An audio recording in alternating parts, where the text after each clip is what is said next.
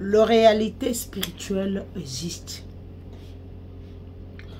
Et personne ne peut l'ignorer. État chrétien, état chrétienne, nous devons comprendre que les réalités spirituelles existent. Et l'une de ces réalités spirituelles, c'est le lieu d'habitation. L'endroit où vous habitez, l'endroit où vous dormez, l'endroit où vous résidez, votre adresse, peut devenir une réalité spirituelle qui peut bloquer votre destinée, qui peut vous combattre sans le savoir.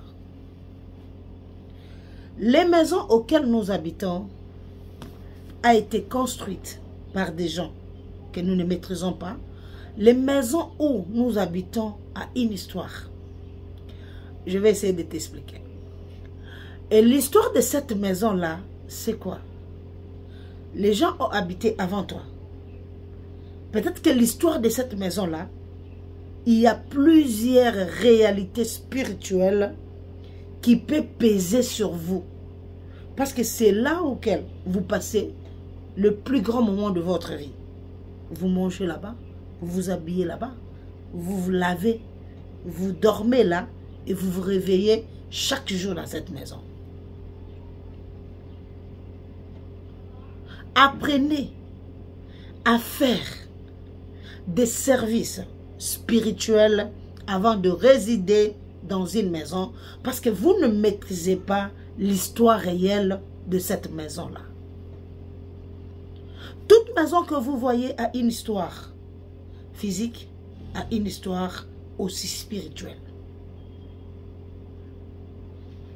Vous pouvez aller habiter dans une maison là où il y avait un temple spirituel. Et cette maison-là, il y a tellement de réalités spirituelles, des esprits qui règnent dans cette maison-là. Et dès que vous entrez dans cette maison-là, et ces esprits-là se transforment en vos ennemis qui vous combattent. Comme signe, depuis que vous habitez cette maison-là, vous n'avez que de problèmes négatifs. Depuis que vous habitez cette maison-là, vous êtes bien, vous étiez là avec votre mari, avec votre épouse. Dès que vous êtes arrivé dans cette maison-là, le mariage n'est plus stable. Il y a beaucoup de problèmes dans votre couple. Parce que les histoires de cette maison-là peuvent amener le divorce. Ça peut amener la sécheresse. Ça peut amener la destruction. Depuis que vous habitez dans cette maison-là, vous êtes devenu impudique parce qu'il y a des envoûtements liés aux esprits que vous trouvez là. Depuis que vous êtes là, vous ne faites que tomber malade. Étant chrétien, étant chrétienne, vous devez comprendre peut-être que le lieu d'habitation a une lourde histoire et la lourde histoire de ces lieux d'habitation commence à peser sur votre vie, commence à peser sur votre mariage, commence à peser sur vos enfants. La plupart des malheurs qui nous arrivent, parfois nous ne sommes pas la cause de ce malheur-là.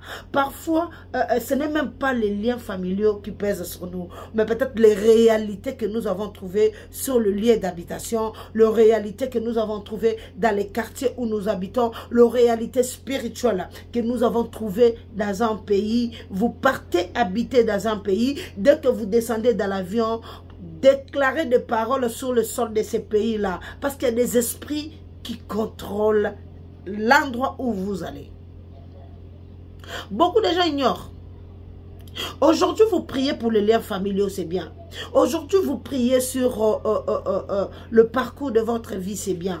Aujourd'hui, vous connaissez les ennemis qui vous combattent, c'est bien. Est-ce que vous avez d'abord réfléchi sur l'histoire de la maison là où vous habitez?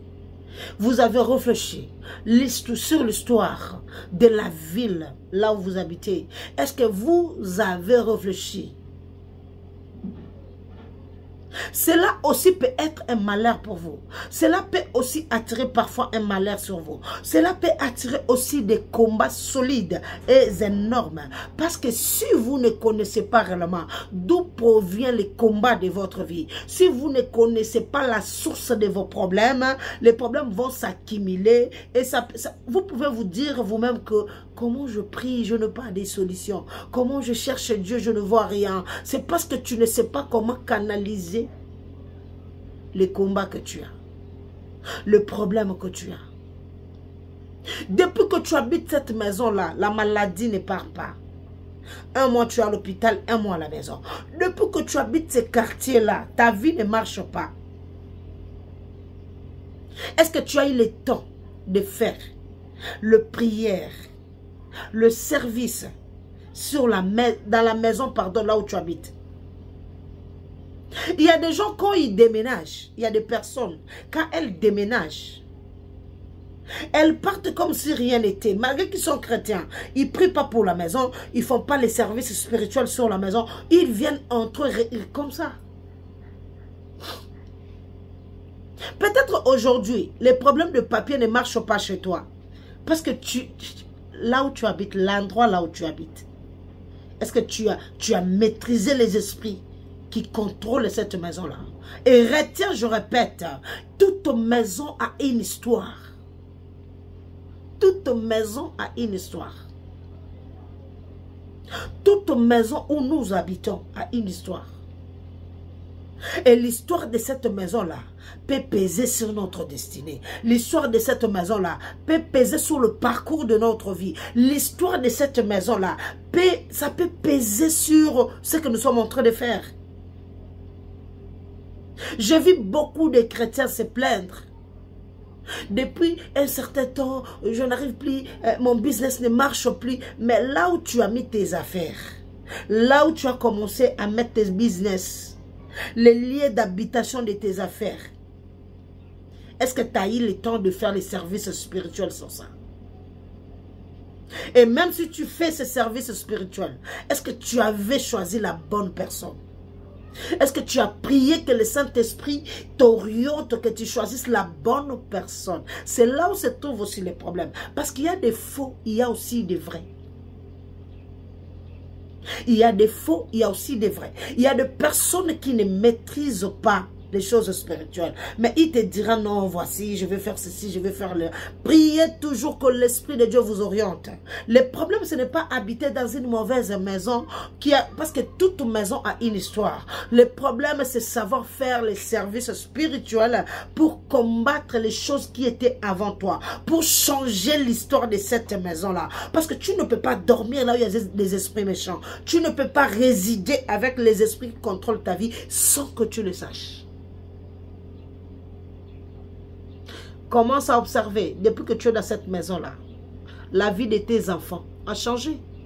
Tu n'avais pas des enfants impédiques, tu n'avais pas des enfants alcooliques, tu n'avais pas des enfants qui traînaient dans la rue. Mais depuis que tu es entré dans cette maison-là, tu habites dans cette maison-là, tout est gâché dans la vie de tes enfants. Depuis que vous êtes dans cette maison-là, c'est votre couple qui a un problème. Matin, midi, soir. Vous n'avez plus même envie de rester ensemble. Et pourtant, vous vous aimez bien. Vous étiez bien. Mais l'histoire de cette maison-là commence à peser sur votre couple. Chers frères, chères sœurs, réveillons-nous. Nous devons comprendre ceci. La Bible dit, là où fleurira les plantes de votre pied, je vous les donne en possession. Commencez à posséder là où vous habitez. Commencez à posséder là où vous avez mis vos affaires. Commencez à posséder là où vous avez mis le business. Commencez à posséder partout là où vous mettez les pieds. Parce que l'esprit qui est en nous est plus fort. Christ mort, ressuscité, nous a donné l'autorité. N'allez pas habiter dans des maisons sans savoir les esprits qui contrôlent l'histoire de cette maison-là. Et même si vous n'avez pas cette maîtrise de l'histoire de cette maison-là, mais possédez quand même la maison. On vous invite d'aller habiter quelque part. Possédez l'endroit. N'entrez pas comme ça, comme des personnes qui ne réfléchissent pas. Possède. Tu veux aller dans ton mariage. Possède ton mariage. L'Éternel dit à Josué, regarde. Il dit de regarder. Je vous donne Jéricho. Dieu peut te donner. Mais apprends à posséder. Partout là où tu mets tes pieds. Apprends à déclarer des paroles. Et si vous traversez les moments pareils, contactez-nous. Nous allons vous aider. C'est la prophétesse Dorcas Ochichi. Que le Seigneur vous bénisse.